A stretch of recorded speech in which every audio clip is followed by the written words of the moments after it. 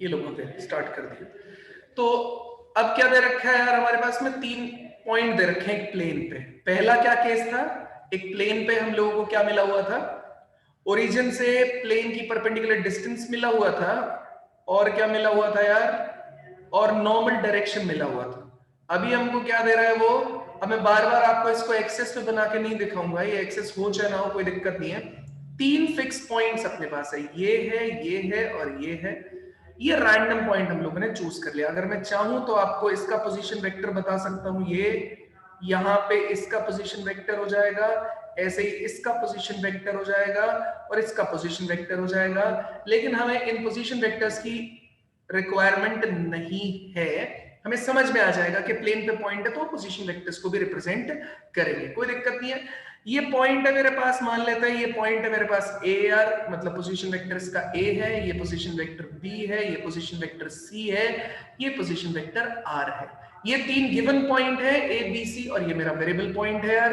अब मैं क्या करने जा रहा हूं यार, यहां से मुझे चाहिए क्या, मुझे सबसे पहले कैलकुलेट करना है क्या यार, perpendicular to the plane vector. भाई एक प्लेन की इक्वेशन निकालने के लिए आपको 2 ही चीजों की रिक्वायरमेंट होती है। वो क्या क्या होता है बेटा, वो होता है आपका ये perpendicular to the plane vector use करेंगे, एक प्लेन के परपेंडिकुलर वेक्टर आपको चाहिए, और दूसरा आपको क्या चाहिए, कोई पॉइंट चाहिए प्लेन में। ठीक है, तो देखो ये बी वेक्टर है, ये ए है, तो मैं सीधा सीधा बोल सकता हूं ना यार कि अगर बाई चांस मैं आपसे बोलूं कि मुझे प्ले इन दोनों ये 2 वेक्टर्स के बीच में क्या चाहिए, अगर मैं क्रॉस प्रोडक्ट निकालूंगा तो एक प्लेन परपेंडिकुलर आ जाएगा, तो मैं क्रॉस प्रोडक्ट ले लेता हूं यार।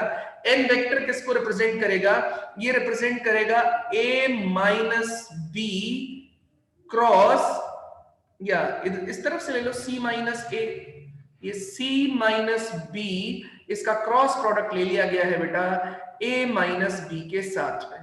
तो बेटा देखो ये ब्लू वाला जो दे रखा है आपको, यहां पे अगर मैं इसे ए बोलता हूं, इसे मैं बी बोल रहा हूं, इसे मैं सी बोल रहा हूं, तो देखो मैं ए बी वेक्टर, मतलब ये बी सी वेक्टर का क्रॉस प्रोडक्ट निकाल रहा हूं मैं ए बी वेक्टर के साथ में। ये आपके पास में बीसी वेक्टर है, उसका क्रॉस प्रोडक्ट निकाला गया है किसके साथ में, ए बी वेक्टर के साथ में। हम वही राइट हैंड रूल लगाएंगे अपना थंब रूल वाला, तो अपवर्ड मेरे को मिल गया नॉर्मल वेक्टर, तो ये प्लेन के नॉर्मल वेक्टर हो गया। ठीक है, अब नॉर्मल वेक्टर तो मिल गया, अब इसका क्या यूज करेंगे, तो बेटा ये एक मेरे पास वेरिएबल पॉइंट है, तो मैं सीधा सीधा क्या कर रहा हूं बेटा, इसको इससे ज्वाइन कर दूंगा। मैं क्या ज्वाइन कर रहा हूं, यहां से ये वाले को जैसे ही ज्वाइन किया गया, यहां से इसको ज्वाइन किया गया, ये ज्वाइन क्यों किया गया है, ताकि वेरिएबल पॉइंट को कंसीडर किया जा सके, उसका कुछ यूटिलाइजेशन हो सके। तो हम सीधे सीधे बोल सकते हैं इससे भी कर सकता हूं मैं, इससे भी कर सकता हूं, किसी से भी कर सकता हूं, तो मेरी मर्जी। अच्छा एक काम करते हैं, हम ए से ना ज्वाइन करके हम बी से ही कर लेते हैं। उसका रीजन क्या है, देखो सब जगह बी सब्ट्रैक्ट हो रहा है, तो फायदा रहेगा अपना बी से करने का, तो हम लोग बी से इसको ज्वाइन कर देंगे बेटा। ये देखिए बी से ज्वाइन कर देते हैं, तो मेरे पास कुल मिला के हो जाएगा आर माइनस में हो जाएगा आपका बी डॉट प्रोडक्ट विद, ये जो नॉर्मल वेक्टर आया है that is C minus B cross product with A minus B is equals to कितना हो जाना चाहिए बेटा, 0। तो ये हो जाएगा R minus B dot C minus B cross A minus B equal to 0। ये चीज क्या रिप्रेजेंट करेगा भाई, equation of plane passing through 3 points. फिर से देखो 2 पॉइंट का यूज किया, ये 2 वेक्टर का यूज किया गया एक प्लेन के नॉर्मल वेक्टर को कैलकुलेट करने के लिए, दैट इज एन वेक्टर। तो ये निकाला हमने कितना, ये c माइनस बी और a माइनस बी इनका क्रॉस प्रोडक्ट, और डॉट निकाला है r माइनस बी, तो r minus B dot c minus B cross a minus B equal to 0। तो ये equation of plane passing through 3 given points दिया गया है। ठीक है, ये इक्वेशन हो जाएगी।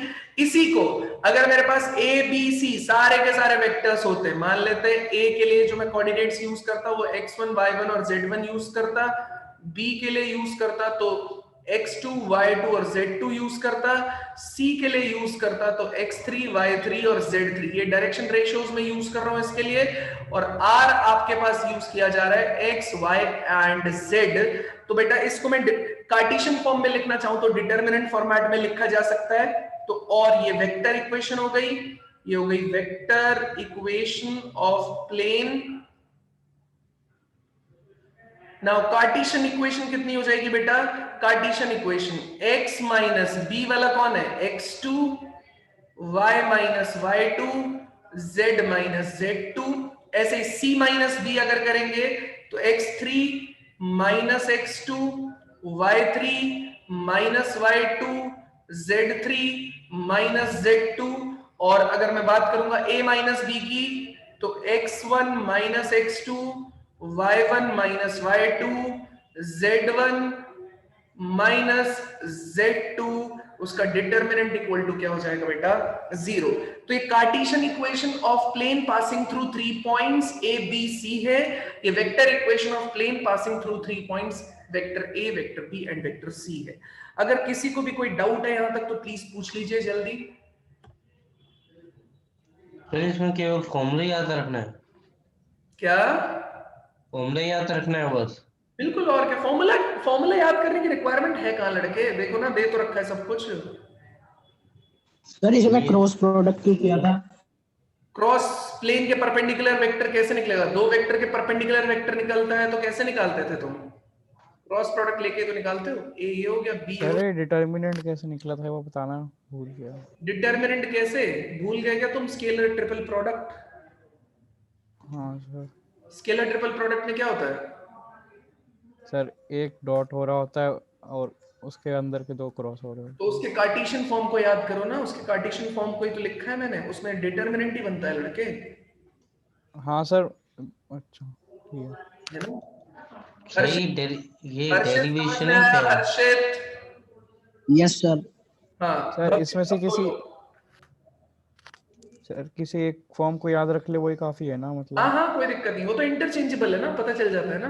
ठीक है। Yes sir. हाँ भव्य बोलो। सर आप क्या कह रहे थे अभी? पहले मैंने सुना नहीं ढंग से। कुछ नहीं कह रहा था, मैं तो ये बता रहा था सिंपल, ये वेक्टर नहीं इक्वेशन। नहीं, आप कह रहे थे ना इसको याद करने की जरूरत क्या है फिर उसके बाद? याद करने की जरूरत नहीं है ना, 3 पॉइंट मिले तो तुमको नॉर्मल वेक्टर निकालना है, वो पता है। देखो मैंने निकाला है यहाँ पे क्रॉस प्रोडक्ट से, और आर से किसी भी वेक्टर को ज्वाइन अच्छा कर लो। सर। ये आर माइनस ए भी हो सकता था, आर माइनस सी भी हो सकता था, जरूरत नहीं है याद करने की बेटा। फॉर्म करना आना चाहिए तुमको इक्वेशन बस, ठीक है सर। है ना? हम्म। बड़े आगे। सही जेई Yes, का है sir. या एनसीईआरटी का है? ये दोनों में। अच्छा सर। ठीक है, ठीक है सर। आगे बढ़े। Yes sir. चलिए, किसी और को कुछ पूछना है? वेक्टर इक्वेशन कैसे आया? ये वेक्टर इक्वेशन ही तो है चिराग। परपेंडिकुलर वेक्टर आ गया आपके पास, प्लेन में वेक्टर कौन है? R minus B. R minus B का डॉट प्रोडक्ट निकाल दिया उसके परपेंडिकुलर वेक्टर से। परपेंडिकुलर वेक्टर कैसे आया?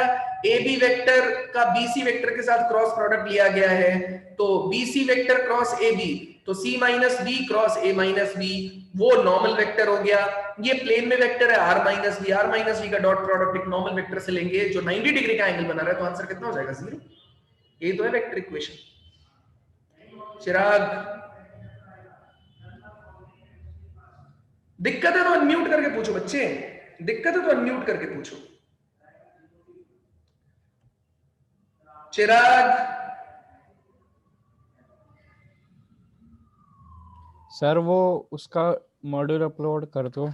इसका सर डेफिनेट का तो कंप्लीट हो गया है उसका। सर वो डिफरेंशियल इक्वेशन का मॉड्यूल तो मिल जाए पहले, कोई दिक्कत थोड़ी।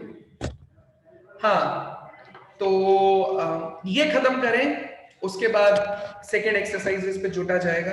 रिवीजन 11th वाला बहुत कुछ है यार, अभी बहुत ज्यादा है। चलो इतना पोर्शन हुआ, आगे बढ़ूं? चलिए आगे बढ़ते हैं। अच्छा, इसी को वेक्टर इक्वेशन को अगर मैं थोड़ा सा और तोड़ना मरोड़ना चाहूं तो आप मुझे बता सकते हैं कि क्या मिल सकता है? आप इसे और खोलेंगे तो कैसे जनरेट कर सकते हैं? इसी पे बात करें आगे। चलिए इसी को आगे ले लेते हैं, फिर इसको एक्सप्लेन करेंगे आगे, उसका क्या यूटिलाइजेशन है उस पर भी बात की जाएगी। चलिए अब देखो, पहले अंदर वालों का क्या ले लेते हैं, क्रॉस प्रोडक्ट जैसा जैसा लिखा गया है, तो r माइनस बी यहां पे हम लोगों ने किया, अंदर वाले में देखो c का क्रॉस a से हो जाएगा, c क्रॉस a कोई दिक्कत नहीं है। उसके बाद c का क्रॉस b के साथ में तो माइनस में c क्रॉस b, इसे बाद में प्लस कर लेंगे हम लोग, b का इसके साथ में तो minus of b cross a, और a का ये इसका b का क्रॉस b के साथ 0 हो जाएगा यार, ठीक है कोई दिक्कत नहीं है। क्यों मैं लिख रहा हूं, क्योंकि इसका कुछ यूटिलाइजेशन है, अभी आपको समझाएंगे हम लोग। r का देखो डॉट प्रोडक्ट निकलेगा पहले r का, अब r का डॉट प्रोडक्ट इसके साथ में तो r dot c cross a, तो मैं चाहूं तो इसको क्या लिख सकता हूं बेटा, r c a बॉक्स, ठीक है। उसके बाद r का इसके साथ में, r का इसे b क्रॉस c भी लिखा जा सकता है, तो प्लस कर लेता हूं, इसे प्लस कर लिया मैंने, मतलब इसको चेंज कर लिया। देखो ये c क्रॉस b लिखा हुआ है ना, तो मैं इसे चेंज करके क्या लिख सकता हूं, b क्रॉस c लिख सकता हूं, तो प्लस में मैंने कर दिया b क्रॉस c, ठीक है। इसमें इसको मैं प्लस करूंगा, a क्रॉस b लिख दूंगा, क्रॉस प्रोडक्ट चेंज करने से साइन बदल जाता है, तो ये हो गया a क्रॉस b हो गया, ठीक है जी। तो r का इसके साथ किया r c a हो गया, इसका r का इसके साथ किया r b c हो गया, ठीक है। उसके बाद r का इसके साथ किया तो r का बॉक्स आ जाएगा किसके साथ में, r a b। अच्छा यहाँ पे ऊपर ये जो बॉक्स है, ये एक्चुअली बॉक्स में स्केलर ट्रिपल प्रोडक्ट के लिए यूज नहीं कर रहा हूं, ये बॉक्स मतलब ब्रैकेट है स्क्वायर वाला, तो वो बॉक्स वो मत समझना गलती से भी, ठीक है। चलिए तो r का काम तो हमने कर दिया खत्म, अब बात आती है b की, तो आइए b पे बात करते हैं। तो b माइनस ऑफ b का इसके साथ क्रॉस प्रोडक्ट होगा तो माइनस b c a हो जाएगा, मतलब ट्रिपल प्रोडक्ट। अब b का डॉट तुम इसके साथ निकालोगे b क्रॉस c, तो आंसर कितना आ जाएगा 0। उसका रीजन क्या है, देखो b और क्रॉस c अगर मैं कैलकुलेट करूंगा तो ये मिल गया तुमको b क्रॉस c। अब उसी का तुम b के साथ, क्योंकि दोनों के बीच में 90 डिग्री का एंगल बन गया, क्योंकि इस जिस भी प्लेन में b और c वेक्टर थे उससे तो परपेंडिकुलर हो गया b क्रॉस c, उसका b के साथ क्या निकाला जाएगा, डॉट प्रोडक्ट, तो आंसर कितना आ जाएगा 0। तो इसका मतलब अगर मैं b का, ये वाले का b का डॉट प्रोडक्ट निकालूंगा इसके साथ तो आंसर आ जाएगा 0, b का डॉट प्रोडक्ट निकालूंगा इसके साथ तो आंसर आ जाएगा 0, दिस इज इक्वल टू 0। तो मैं क्लियरली बोल सकता हूं कि बॉक्स ऑफ आर सी ए यहां से हो जाएगा आर बी सी प्लस यहां से हो जाएगा आर ए बी, ये triple product is equals to कितने के बराबर रहेगा, ये देखिए इसको इधर भेजूंगा तो ए बी सी के तौर पे लिखा जा सकता है, ठीक है। अब चाहे तो इसका भी रीअरेंजमेंट इसी तरीके से किया जा सकता है, ए बी बी सी सी ए, तो इस वाले को मैं पहले ले आता हूं, तो box of R A B हो गया, उसके बाद ये बी सी वाले को ले आते हैं तो आर बी और सी हो गया, उसके बाद अगले वाले को ले आते हैं, ये कितना हो जाएगा आर सी ए हो गया, और ये इक्वल में अगर लिखना चाहें तो हम लोग लिख सकते हैं box of A B and C. तो बेटा ये जो है ना, ये आपका वेक्टर इक्वेशन इस तरीके से भी रिप्रेजेंट किया जा सकता है, ठीक है। तो अगर कहीं पे ये लिखा हुआ है वेक्टर इक्वेशन के तौर पे तो भी समझ जाओ, जो कि एनसीईआरटी में ऐसा यूज किया गया है, और कहीं पे ये लिखा हुआ है तो भी आप समझ जाओ कि भैया हाँ ठीक है, ये वाला भी इसको सेटिस्फाई करेगा। तो ये भी वेक्टर इक्वेशन है और जनरली वो इस फॉर्मेट में लिख के देगा आपको, ठीक है। तो ये आपको पता होना चाहिए, जल्दी बताइए। सर ये सी क्रॉस ए का तो परपेंडिकुलर आएगा उन दोनों के, और सर ये सी ए और बी एक ही प्लेन पे है, तो सर बी के भी तो परपेंडिकुलर आना चाहिए ना सी कहां क्रॉस पे ए। वापस बताओ, sir B into C cross A 0 क्यों नहीं हुआ? कौन सा वाला, तुम्हें बी कैसे पता कि ए और जो सी है वो नहीं सर, उसी प्लेन में है? वो सी और ए तो एक ही प्लेन में है बी के साथ, तो दो सर वेक्टर एक प्लेन में हो सकते हैं, दो वेक्टर तो हमेशा ही एक प्लेन में रहते हैं, तीसरा कैसे कह सकते हो? तीसरा सर आपने फिगर में दिखा तो रखा है ए वो बी सी फिगर एक ही प्लेन में है। कहाँ फिगर में दिखा रखा है, पॉइंट प्लेन में है भाई, अच्छा अच्छा, वेक्टर पॉइंट है क्या? ठीक है सर। है ना, समझ गए ना, पॉइंट हाँ सर वो, अलग चीज है, हाँ वो पॉइंट लगा था मेरे को, ठीक है। ठीक है। यहां तक समझ में आया? किसी को कोई दिक्कत है? किसी भी तरीके से बताइए। ये चीज हम यूज करने वाले हैं अगले नोट में, तो आप ये लिखेंगे और इसे लिख सकते हैं यहां पे सीधा नोट 1 करके। सर इसमें से कोई भी फॉर्म याद कर ले? कोई भी याद कर लो, ठीक है सर। ठीक है, पता होना चाहिए, लेकिन ऐसा ना हो कि कोई भी फॉर्म इधर उधर कर दे, तुम बोल रहे हो नहीं जी मैंने तो वही याद किया था। ऐसा कुछ नहीं है। कार्टेशियन भी याद कर लो, या तो ये जनरल फॉर्म है बेटा, ये याद होनी चाहिए। Okay sir. ठीक है, ये वाली। हाँ भाई, यहां तक समझ में आया? नोट 2, ठीक है। अब मैं तुमसे बोलूं, ये तो पहली फॉर्म हो गई है ना, ये हो गया नोट 1। नोट 2 के लिए अगर मैं तुमसे बोलूं कि भैया जिस प्लेन की तुमने ये इक्वेशन लिखी है, अगर उसी प्लेन में अगर डी वेक्टर हो तो तुम उसे कैसे सेटिस्फाई कराओगे?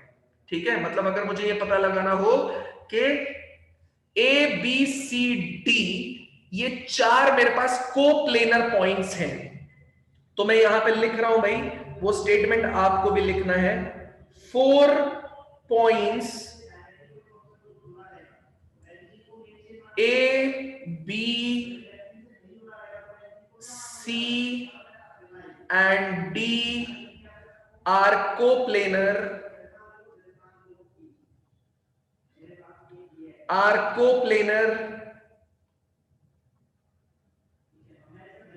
if D lies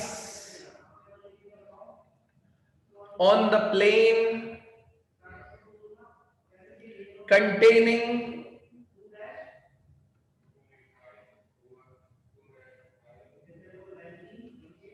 containing A, B, C।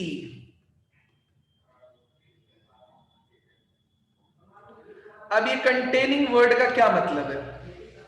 इसका मतलब ये है कि ये चीज सेटिस्फाई होनी चाहिए अगर मैं D को उठा के R की जगह सब्स्टिट्यूट कर दूं तो। फिर से सुनो, ये जो एक्चुअल एक्सप्रेशन था ये सेटिस्फाई होना चाहिए अगर मैं R की जगह D को सब्स्टिट्यूट कर दूं तो। मतलब यहां पे D आ जाए, यहां पे D आ जाए, यहां पे भी D आ जाएगा, तो जो आउटपुट आएगा वो इसके बराबर आना चाहिए।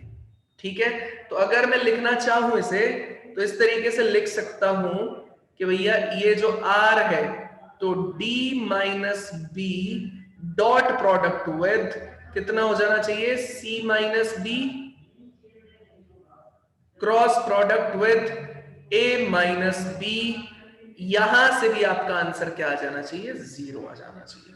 वो तो इक्वेशन है। जैसे अगर मेरे पास एक लाइन की इक्वेशन होती थी x plus Y plus 1 is equal to 0, और मैं आपसे बोलता था भाई 2 माइनस 1 जो है वो इस लाइन पे लाई करेगा, ठीक है, या 0 माइनस 1, 2 नहीं 0 माइनस 1 जो है वो इस लाइन पे लाई करेगा, तो आप चेक करने के लिए क्या करते थे? सेटिस्फाई करा के देखते थे। तो ये 0, ये माइनस 1 प्लस 1, देखा आपने, ये कट गया, आंसर आ गया 0। सेम सिचुएशन आपकी यहां पे भी है कि अगर बाई चांस उसने बोला कि डी जो पॉइंट है वो इस प्लेन पे ही लाई करेगा, तो डी आर की जगह डाल के देखो, अब भी आउटपुट क्या आना चाहिए? 0। ऐसे ही डी यहां भी डलेगा तो आउटपुट सेम आना चाहिए, एलएचएस आरएचएस के बराबर। और डी के जो कंपोनेंट रहेंगे, अगर वो यहां पे और यहां पे, मान लेते हैं डी के कंपोनेंट है x4 y4 और z4, तो अगर मैं x4 यहां डालूं, y4 यहां डालूं, z4 यहां डालूं, तो उससे मेरा जो ओवरऑल आंसर है वो कितने के बराबर आना चाहिए? 0 के बराबर आना चाहिए, तो भी ये चीज वैलिड रहेगी। मतलब जब भी आपसे बोला जाएगा कि यार ए बी सी डी ये 4 मेरे पास कैसे हैं? कोप्लेनर है ये चारों के चारों पॉइंट, तो कैसे निकाला जा सकता है? आप क्या कर सकते हो, उसके अंदर उठा के वैल्यूज को सब्स्टिट्यूट करते चले जाइए, तो d minus B dot C minus B into A minus B वो कितना हो जाना चाहिए? इक्वल टू 0 हो जाना चाहिए। तो ये आपके पास कंडीशन है। मतलब 3 का यूज करके आप क्या कर लीजिए, प्लेन बना लीजिए, चौथे को उसमें सब्स्टिट्यूट करके देख लीजिए कि आंसर को स्टिल सेटिस्फाई कर रहा है या नहीं कर रहा है। अगर सेटिस्फाई कर रहा होगा तो आपका आंसर रहेगा, अदरवाइज नहीं रहेगा। बताइए, यहां तक किसी को कोई डाउट है तो प्लीज पूछिए, अदरवाइज चलते हैं। बोलो सर डिटरमिनेंट में सर एक बार प्रीवियस स्लाइड करो। हाँ सर, आपने क्या बताया था इसमें x4 y4 z4 वाला पॉइंट कहां जाएगा बताओ तुम्हारे हिसाब से? डी के कोऑर्डिनेट अगर मैं बोल दूं x4 y4 z4 है तो कहां डलेंगे इसमें? अच्छा सर, डी के हाँ, कहां डलेंगे? x की जगह। बस तो फिर अच्छा है ना, x की हाँ जगह पे सर। डल जाएंगे, यहाँ पे और यहाँ पे डल जाएंगे, सर तब भी अगर आंसर क्या इसमें आना चाहिए, इक्वल टू 0 आना चाहिए। सर अगर इसमें एक भी रो जीरो हो जाएगी तब जाके डिटर्मिनेंट जीरो होगा ना? वो तो होता ही है यार, हमेशा ही कोई भी एक हाँ रो कोई भी मतलब। एक कॉलम, वो तो डिटरमिनेंट प्रॉपर्टीज पढ़ाई बच्चे, याद तो कर। अच्छा सर ठीक है। हम्म। बिना रो या बिना कॉलम जीरो हुए भी डिटरमिनेंट का वैल्यू जीरो आ जाता है भाई। हाँ हाँ। हाँ नेक्स्ट।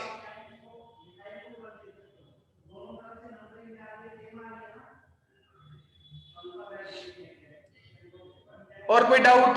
चिराग तुमने हाथ खड़ा किया था लड़के, चिराग तुम कुछ पूछना चाहते थे?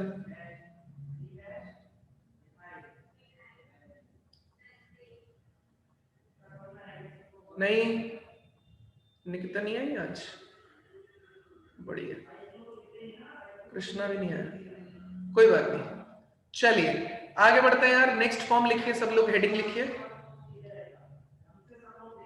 नेक्स्ट फॉर्म लिखिए, equation of plane that pass through the point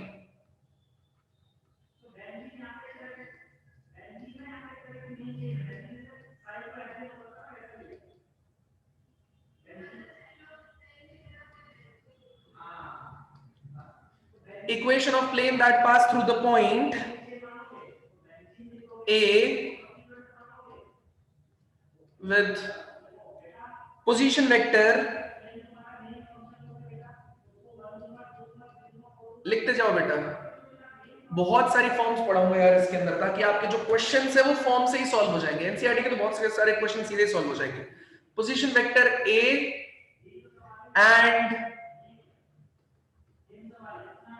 and is parallel to given vector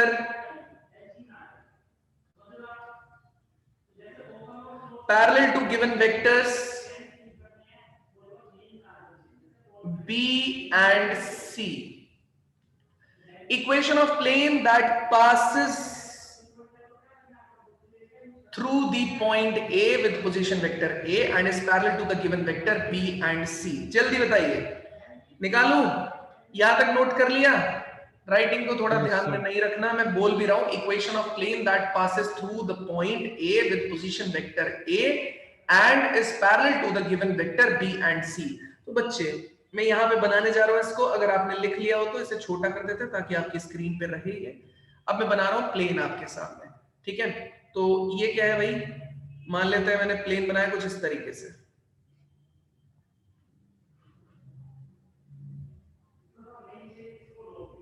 ठीक है?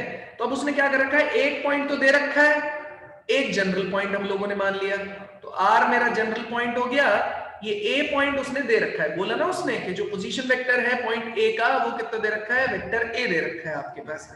फिर उसने बोला इस प्लेन के पैरेलल दो वेक्टर्स दे रखे हैं, ठीक है?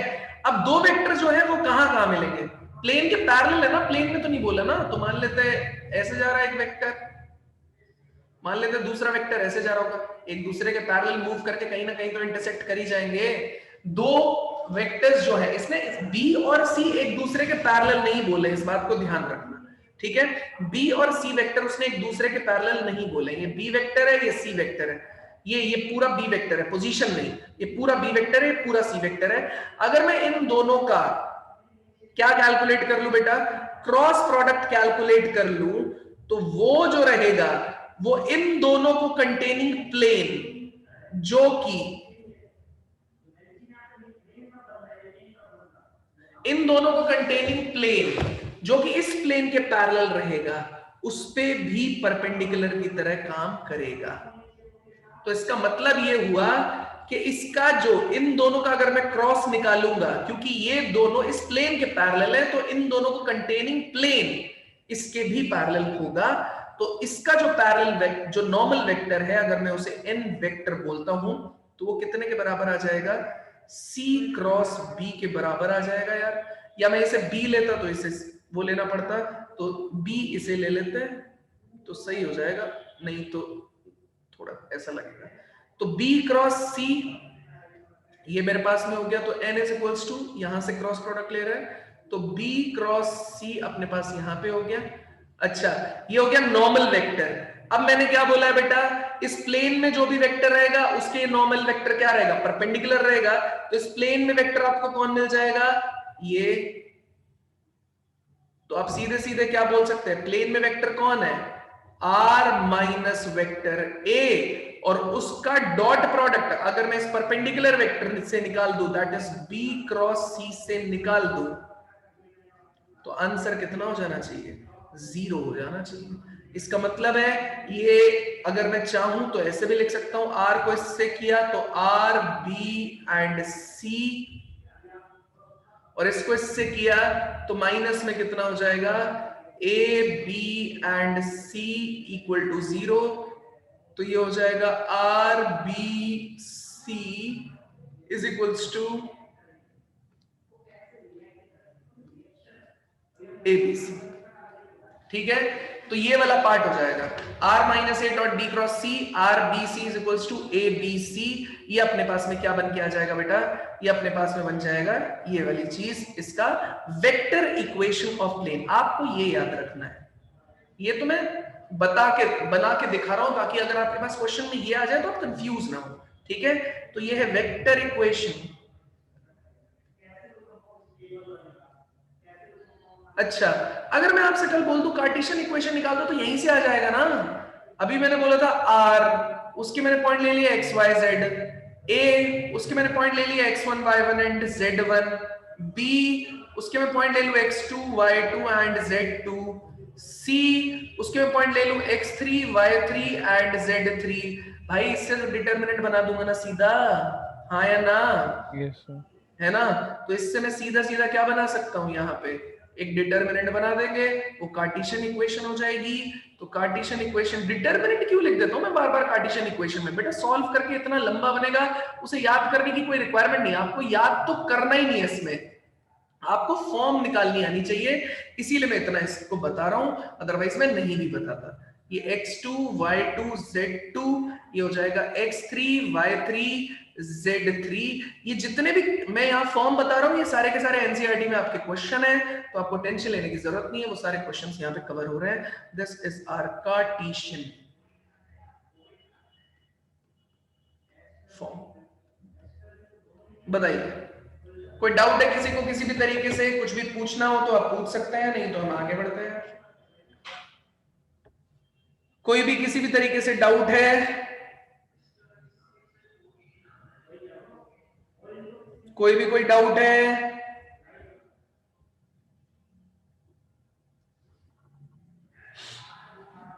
अरे हाँ ना नहीं है तो सर। बोलो। नोट कर लिया सब लोगों ने, यस कर लिया। नोट कर लिया। चलिए अगली फॉर्म पे बढ़े, विधि। Yes sir. Yes sir. चलो नेक्स्ट फॉर्म लिखते हैं यार इसमें, equation of plane passing through a given point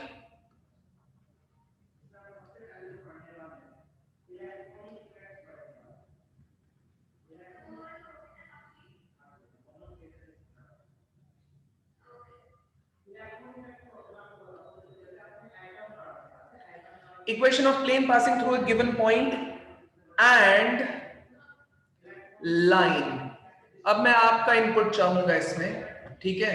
इसने बोला है एक पॉइंट दे रखा होगा और एक लाइन जहां से आपका इक्वेशन ऑफ प्लेन पास कर रहा होगा, जहां से आपका प्लेन पास कर रहा होगा। बना देते हैं इसको,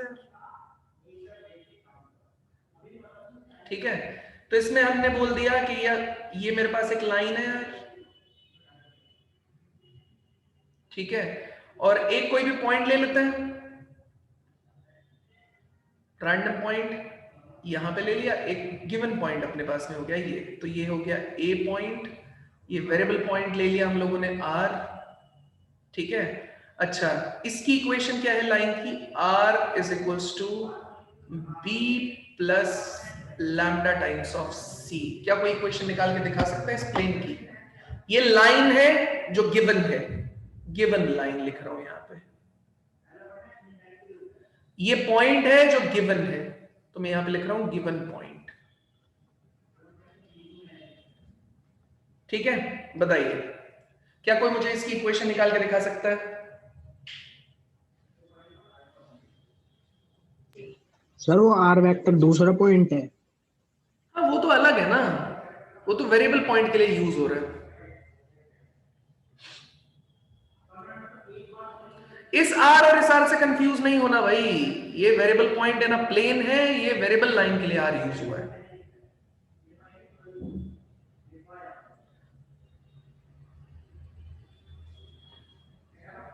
बताओ जल्दी, कोई आंसर निकाल के दिखाए तो मजा आए। क्या किन दो चीजों की रिक्वायरमेंट होती है हमें एक प्लेन की इक्वेशन निकालने के लिए? इतना काम भी कर दोगे तो बन जाएगी बात।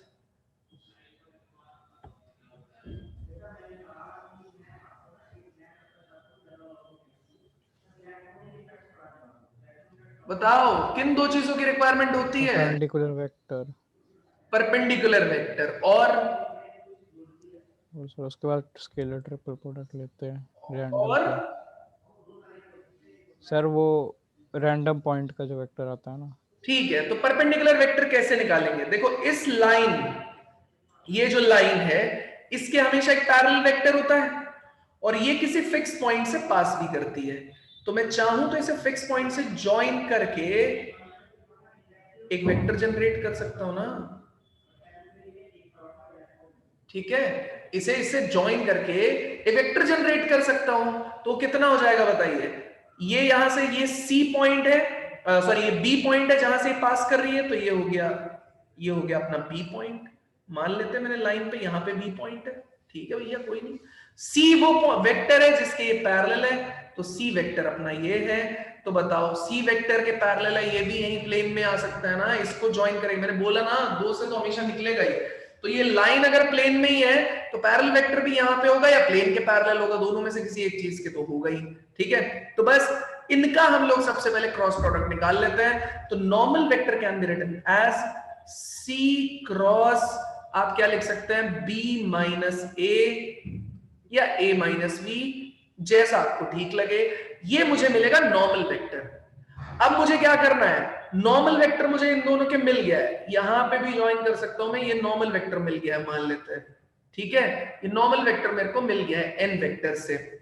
बस r माइनस ए लिखो या r माइनस आप क्या लिख सकते हैं, b भी लिख सकते हैं, आपकी मर्जी है। दोनों ही वेक्टर प्लेन में, उसका डॉट प्रोडक्ट इस नॉर्मल वेक्टर के साथ ले लेते हैं। तो डॉट प्रोडक्ट आपने ले लिया c cross b minus a के साथ, ये आपका क्या हो जाएगा, आंसर हो जाएगा।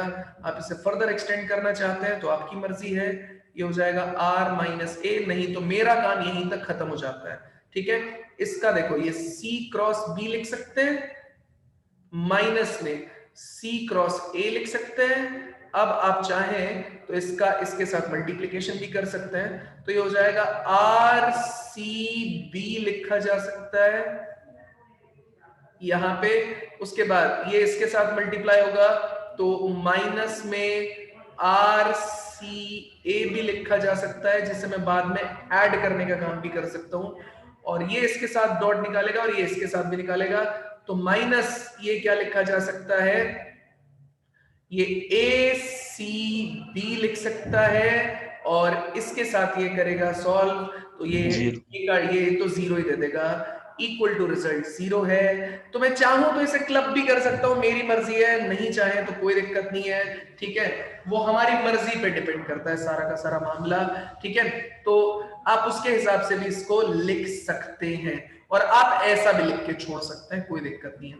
यहां से अब आप बताओगे सर मैं क्लब कैसे करूं इसको, तुम बोलूंगा देखो बेटा ये इसमें क्लब हो जाएगा, क्योंकि देखो आर सी तो सेम है ना, ये वाला पार्ट इसमें से हो जाएगा।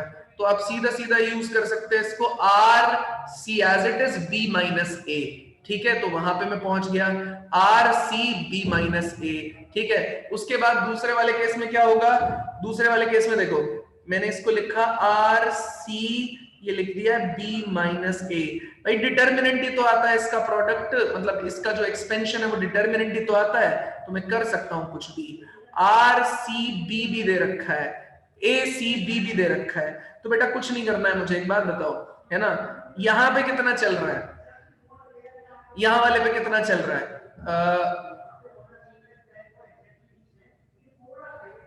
एक काम और भी कर सकते थे, कोई दिक्कत नहीं है, यहां से भी कर सकते हैं। अब यहाँ पे ध्यान से देखिए, है ना, ये वाला ए इसमें से सब्ट्रैक्ट हो सकता है, ठीक है, सी यहां से सब्ट्रैक्ट होगा नहीं, ये तो एज इट इज पार्ट चल रहा है, और B already as it is part है, तो बी के साथ कुछ है नहीं, तो बी के साथ हम कुछ छेड़खानी करेंगे भी नहीं।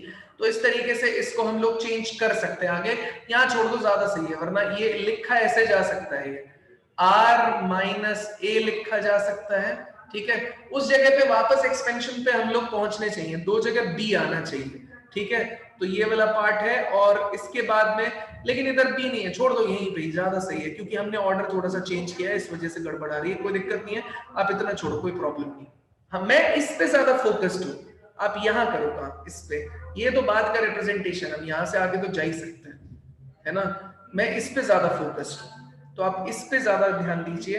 ये वाली चीज अगर किसी को नहीं समझ में आई तो आप प्लीज मुझे बताइए, यहां से आगे मैं इसे रीअरेंज कर सकता हूँ। आगे रीअरेंजमेंट में सीधा r minus A C as it is छोड़ेंगे, b माइनस ए के तौर पे लिखा जा सकता है, उसमें कोई दिक्कत नहीं है, इतना मैं कर सकता हूँ। बताइए, यहां जो मैंने इस पे एरो मार्क किया हुआ है, क्या ये हिस्से तक आपको कोई दिक्कत है क्या? क्वेश्चन आपका यहीं से सॉल्व होगा, ये फॉर्म्स तो हो सकता है ना, ये फिर आप बोल सकते हो मुझे, सर ये फॉर्म्स आप क्यों बता रहे हो? मैं फॉर्म्स इसलिए बता रहा हूं बेटा, जो मल्टीपल चॉइस क्वेश्चन होंगे जिसमें आंसर आएंगे, उस जगह पे ये आपको रिप्रेजेंट करने में क्या करेगी, हो सकता है कि रिप्रेजेंटेशन ऐसा लिखा हो, आप ये निकाल रहे हो, रिप्रेजेंटेशन ऐसा लिखा हो, तो आप यहां तक जा सकते हैं, ठीक है। तो ये हिसाब किताब है इसमें। बताइए, कोई दिक्कत है किसी को किसी भी तरीके से, तो प्लीज बताइए। No sir. नहीं है डाउट, फटाफट इसे नोट कर लो एक बार।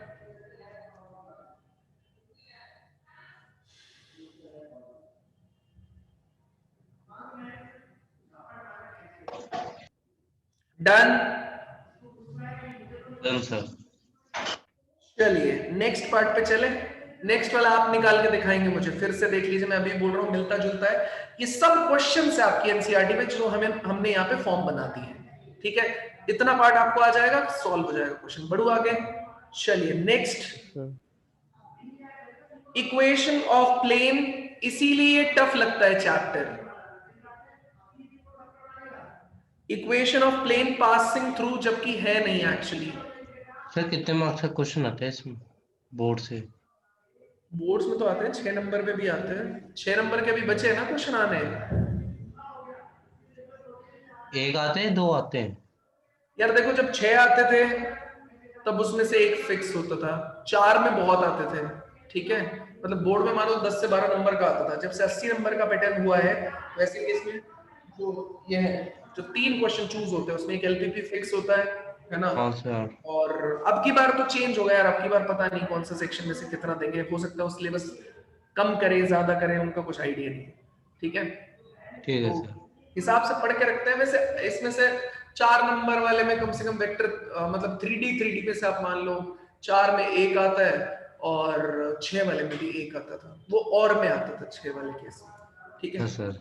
Equation of plane passing through 2 parallel lines, ये अपने को करना है। तो मैं 2 पैरेलल लाइंस दे देता हूं आपको, है ना। तो R इज इक्वल्स टू कितना है, A प्लस लैम्डा B, और R is equals to C plus lambda B। 2 parallel line हो गई ना ये, C, क्योंकि दोनों का पैरेलल वेक्टर अगर सेम रहेगा तो पैरेलल लाइंस हो जाएंगी। म्यू C, म्यू कर देते हैं इसको, म्यू B, ठीक है। तो R is equals to A plus lambda B, R is equals to C plus mu times of B। फटाफट इसे करके दिखाइए, क्या आप कर सकते हैं या नहीं कर सकते हैं, मुझे पता चल जाएगा जल्दी। ये दोनों प्लेन के अंदर है, ये दोनों लाइंस पैरेलल है एक दूसरे के, प्लेन के अंदर है।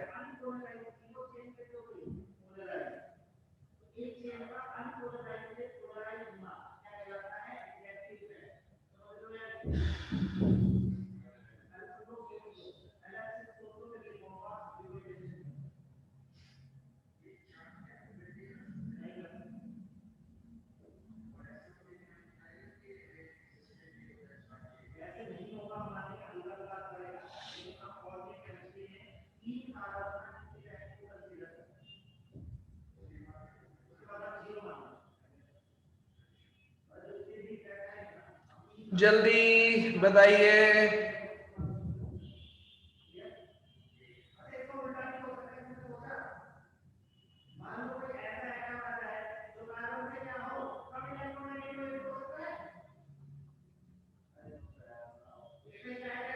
बताइए।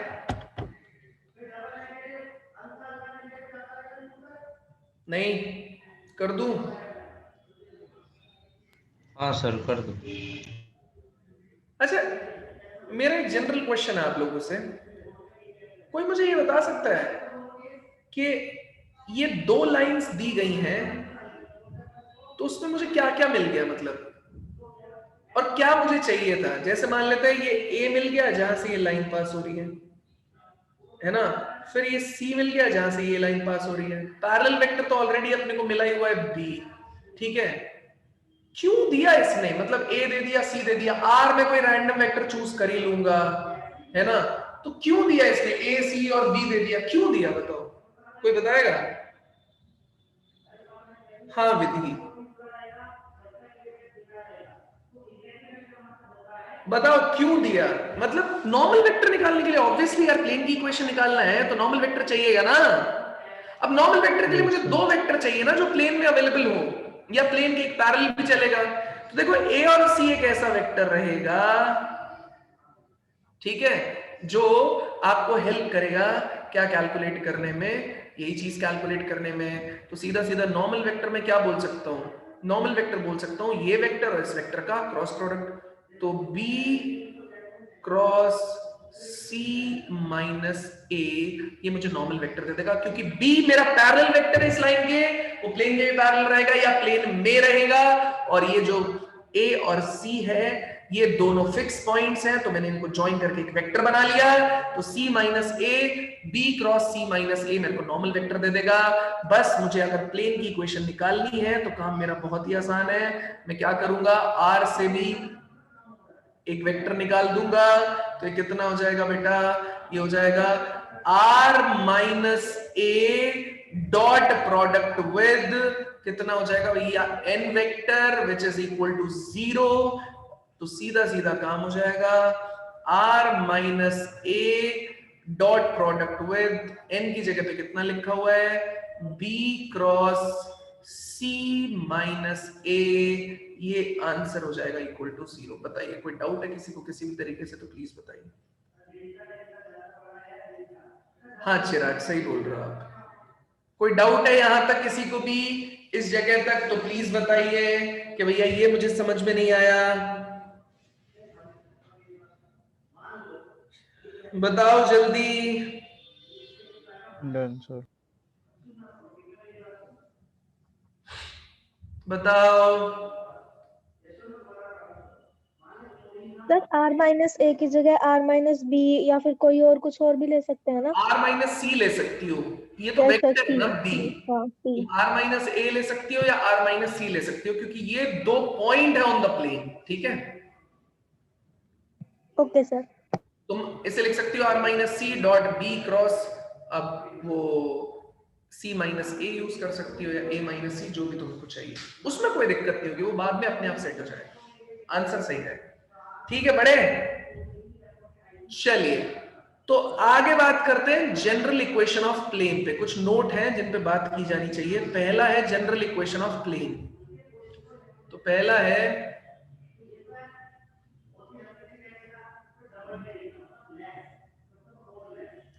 ठीक है, वो कितना होता है यार, ax plus B Y plus C Z plus D equal to 0। ax plus B Y plus C Z plus D is equal to 0 कैसे आई थी यार ये? r dot n is equals to कहां से, d, वहां से हमने इसको कैलकुलेट किया था ना, तो वहां से कैलकुलेट करने से हमको एक जनरल इक्वेशन ऑफ प्लेन मिला था। तो हमने लिखना भी सीख लिया था जनरल इक्वेशन ऑफ प्लेन, ठीक है। हमें अभी तक पता भी है कि उसमें r डॉट n करेंगे, तो देखो आपने क्या किया था, r dot n is equals to मान लेते हैं d1 ले लिया, r है x i cap, y j cap, z k cap, normal vector है आपका, उसके डायरेक्शन रेशियोज हैं a i cap, b j cap और c k कैप, उसको आपने क्या कर दिया d1 के साथ मल्टीप्लाई हुआ axbycz is equals to d1, इसको इधर उठा के ले गए, उसे d लिख दिया, axbycz माइनस d1 को मैंने d लिख दिया इक्वल टू 0। तो आप देख लीजिए ये इक्वेशन और ये इक्वेशन एकदम सिमिलर है। अब मैंने क्यों लिखा है ये, तो मैंने लिखा इसलिए है कि अगर कोई मुझसे बोले कि भैया दो प्लेन पैरेलल दे रखे हैं एक दूसरे के, मान लेते हैं कि ये प्लेन है, कि ये प्लेन है, एक ये प्लेन है और इसी के नीचे हमने दूसरा प्लेन बना दिया, तो वो बोल रहा है भैया ये दोनों प्लेन एक दूसरे के पैरेलल है। इसका मतलब ये हुआ कि जो नॉर्मल वेक्टर इस पे रहेगा वही सेम वेक्टर इस पे रहेगा। नॉर्मल मतलब अगर मैं नॉर्मल वेक्टर के जो कोऑर्डिनेट्स हैं, जो डीआरस हैं, उनको बोल रहा हूं ए आई कैप, बी जे कैप, सी के कैप, तो वही इसके लिए भी रहेगा बेटा और इसके लिए भी रहेगा। तो इसका मतलब अगर मैं इस पूरे को एक्सपैंड करके r डॉट n लिख रहा हूं d1, तो ये तो बदला ही नहीं, क्योंकि ये इसमें भी है, ये p1 प्लेन में भी है, ये p2 प्लेन में भी है, तो p1 प्लेन में भी यही सेम है, p2 प्लेन में भी यही सेम है नॉर्मल वेक्टर। अच्छा r भी ना इस प्लेन के लिए बदलेगा ना इस प्लेन के लिए बदलेगा, क्योंकि r तो वेरिएबल पॉइंट है ना, r की वैल्यू तो फिक्स है। r क्या है आपके पास में, x i cap, y j cap और z k कैप, वो तो फिक्स है आपका, ठीक है, r आपका फिक्स है।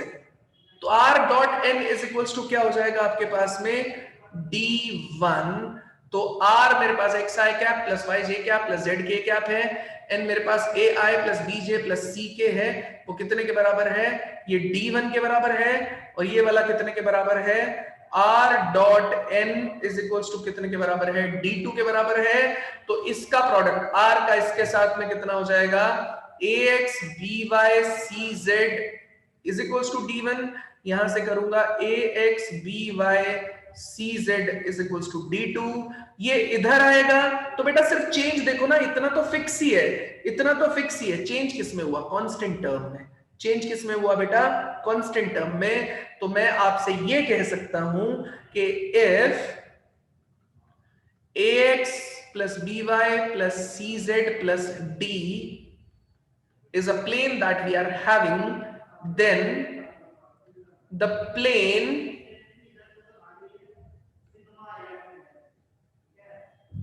which is parallel to the above plane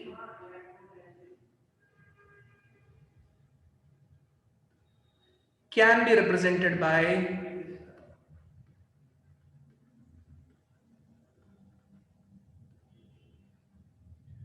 ax plus by plus cz plus यहां पे d है, आप इसे e लिख सकते हैं, d1 लिख सकते हैं, जो मर्जी चाहे, मैं इसे k लिख देता हूं, इक्वल टू 0। तो यहां से देखिए ध्यान से, ये हिस्सा और ये हिस्सा इन दोनों के केस में कैसा है, सेम। ये हिस्सा और ये हिस्सा इन दोनों के केस में कैसा है बेटा, सेम। तो पैरेलल प्लेन्स का केस अगर कभी भी आपको देखने को मिलता है तो उसमें केवल कांस्टेंट टर्म का चेंज होगा और कुछ भी चेंज नहीं होगा, ठीक है। यहां पे लिख देता हूं पैरेलल प्लेन्स।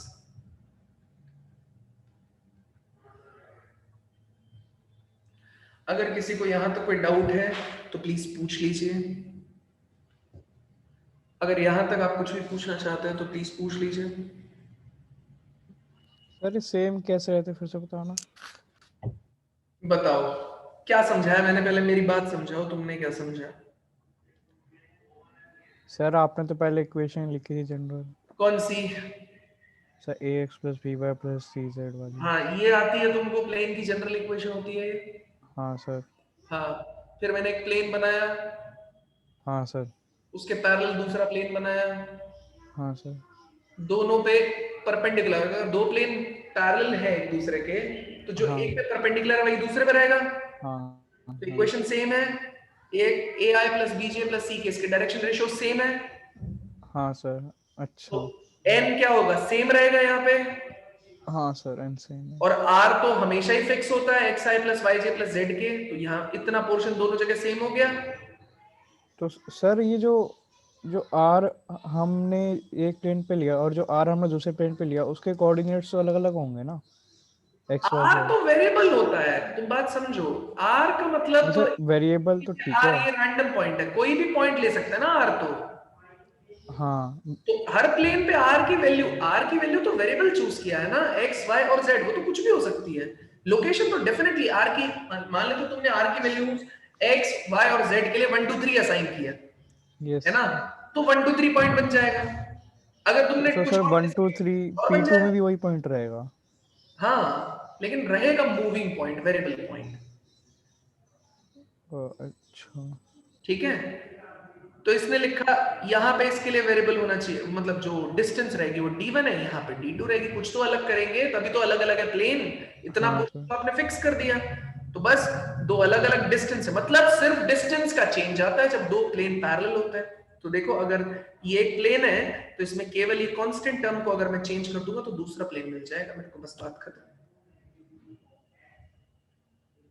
डन है? Yes sir. बताओ आगे बढ़े।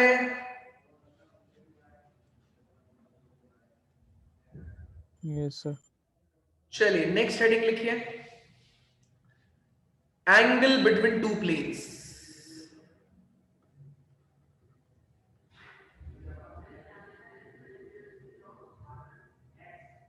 Angle between two planes.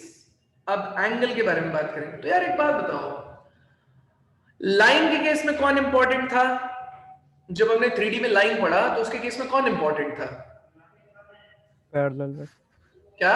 Parallel vector. तो याद करो जब लाइन के केस में हम एंगल कैलकुलेट कर रहे थे तो एक लाइन ये लिया था, एक लाइन ये लिया था। तो मैंने बोला था इसका जो पैरेलल वेक्टर रहेगा और इसका जो पैरेलल वेक्टर रहेगा बेटा, उन दोनों के बीच में जो एंगल बनेगा वही इन दोनों के बीच में एंगल बनेगा। सेम चीज प्लेन के केस में सबसे ज्यादा इंपॉर्टेंस हम इतनी देर से किसको दे रहे बताओ? Perpendicular vector. परपेंडिकुलर वेक्टर को। ठीक है, तो जैसे 2D में स्लोप इंपॉर्टेंट होता है लाइन के केस में, 3D में कौन इंपॉर्टेंट हो जाएगा आपका? Perpendicular part.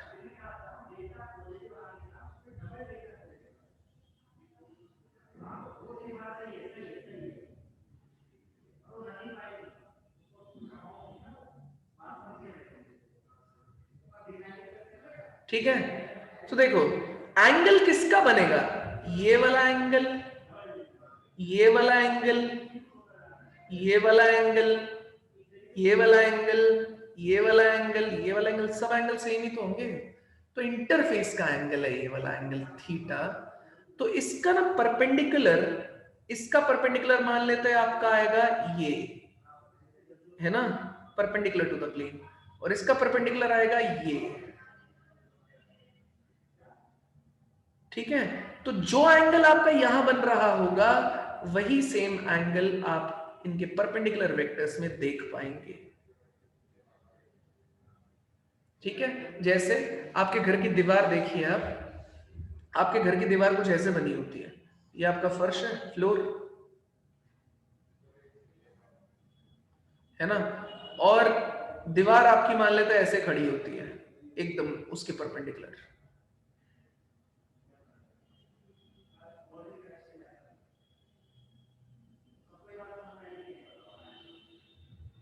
ठीक है, हम इतना ही बना रहे हैं इससे। तो आप देखिए ये 90 डिग्री का एंगल होता है, तो इसका जो नॉर्मल होता है बेटा, इसका नॉर्मल देखिए एकदम स्ट्रेट आएगा, इसका नॉर्मल एकदम स्ट्रेट आएगा। तो दोनों के बीच में आप देखेंगे ये भी 90 डिग्री का ही एंगल बन रहा होगा। तो जो भी नॉर्मल के बीच में एंगल रहेगा वही उसके किसके बीच में एंगल रहता है? प्लेन्स के बीच में भी एंगल रहता है।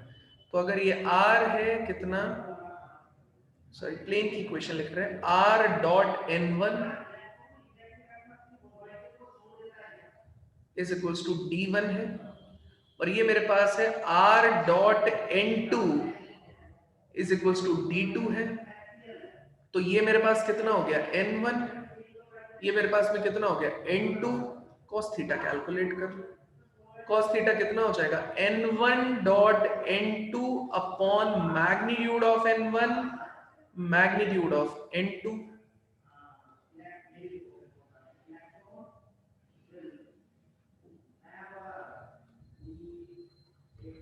n1, अबे क्या करता रहता हूं मैं,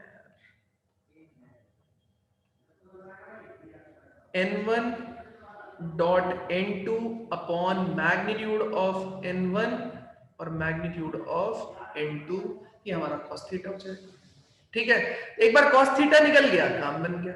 अच्छा, अब इसने वेक्टर अलग अलग बोल दिए, मान लेते उसने बोल दिया कि भैया जो n1 है उसके कोऑर्डिनेट्स आपके पास है कितना, a1i, b1j, c1k, और n2 जो है बेटा वो हमारे पास में क्या है, a2i, b2j और ये c2k।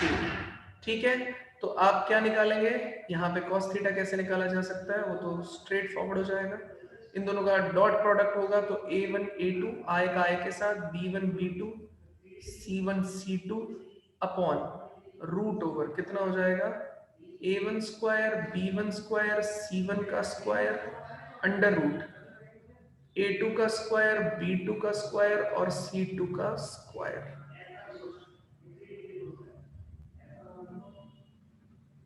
ठीक है, तो ये पूरा का पूरा आएगा। बताइए किसी को कोई डाउट है यहां तक? बस दो चीजें और देखनी है, पॉजिटिव एक्स एक्सिस लेंगे, लेना है एंगल, हाँ वो अपने आप ही आएगा बेटा, उसके हिसाब से तुम्हें टेंशन लेने की कोई रिक्वायरमेंट नहीं है। चिराग, तुम्हें कुछ भी कहने की जरूरत नहीं है। हाँ भाई, समझ आया यहां तक? कोई दिक्कत है प्लीज बताइए। अब सिंपल से दो केसेस है इसके अंदर, बस उतना ही करते हैं। पहला केस क्या है, both plane perpendicular to each other, planes are perpendicular, तो इसका मतलब कितना हो जाएगा, ये n1 डॉट n2 कितना हो जाना चाहिए, 0। परपेंडिकुलर होने का मतलब क्या हो गया, cos 90 कितना हो जाएगा, 0, तो n1 dot n2 is equals to 0। Second, if both planes are parallel, parallel होने का मतलब क्या हो गया, पैरेलल होने का मतलब क्या हो जाएगा बेटा, ये cos के अंदर रखने की रिक्वायरमेंट नहीं है, इसका मतलब दो प्लेन एक दूसरे के पैरेलल, इसका मतलब नॉर्मल वेक्टर के बीच में क्या है, नॉर्मल वेक्टर एक दूसरे के पैरेलल हो जाएंगे। तो मतलब आप सीधे सीधे बोल सकते हो n1 is lambda times of कितना हो जाएगा, n2, मतलब एक दूसरे के या तो कोलिनियर रहेंगे या पैरेलल रहेंगे। अगर कार्टेशियन फॉर्म में देखेंगे तो इनके डायरेक्शन रेशियोज को डिवाइड करना पड़ेगा, मतलब a1 upon a2 is equals to b1 upon b2 is equals to c1 upon c2, और इस केस में ऊपर वाला a1 a2 plus b1 b2 plus c1 c2 is equals to 0 हो जाएगा। बताइए कोई दिक्कत है किसी को किसी भी तरीके से, तो प्लीज। No sir. हाँ भाई, कोई डाउट है यहां तक?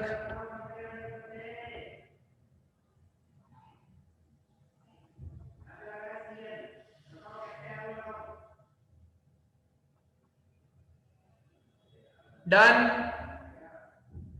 चलिए।